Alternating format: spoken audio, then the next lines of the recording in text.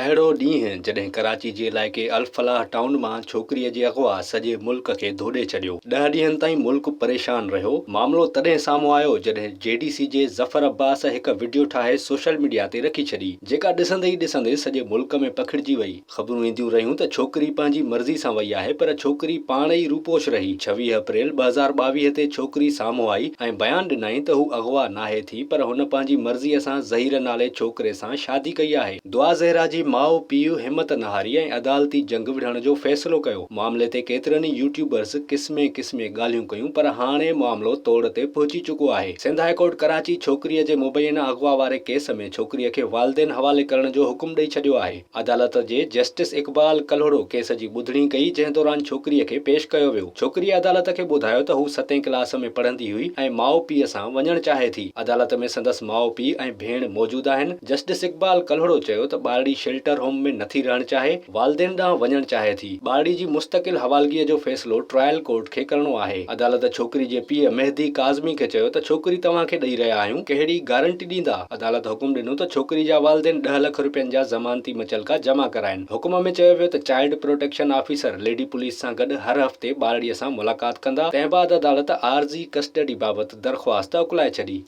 अल्लाह का शुक्र है आज हम इस पोजीशन पे आए हैं कि मेरी बेटी जो है कोर्ट ने हमें इंटरिम कस्टडी हमारे हवाले कर दी है, और मैं बहुत शुक्रिया अदा करूँगा आप सब सहाफ़ी भाइयों का। ये मेरी सिस्टर भी खड़ी हैं, इन सब का मैं शुक्रिया अदा करूँगा कि आप लोगों ने मेरे लिए जो अनथक मेहनत की। यकीन करें इसके बगैर शायद ये पॉसिबल नहीं था। और एट दी एंड वो तमाम लोग जो अपनी दुआओं में हाथ उठा के मेरे लिए दुआएं करते थे, मैं उन सब का, और अभी भी करते हैं, मैं उन सब का शुक्रिया अदा करूँगा। और मेरे पास अल्फाज तो नहीं है, मुझे नहीं समझ आ रही मैं क्या बोलूं। देखें जो मैक्सिमम पॉसिबिलिटी एक होती है मैं वो करूँगा। डेफिनेटली उसका स्कूल दोबारा गो थ्रू होगा। विजिट कयो अवामी आवाज़ मीडिया ग्रुप की वेबसाइट awamiawaz.pk।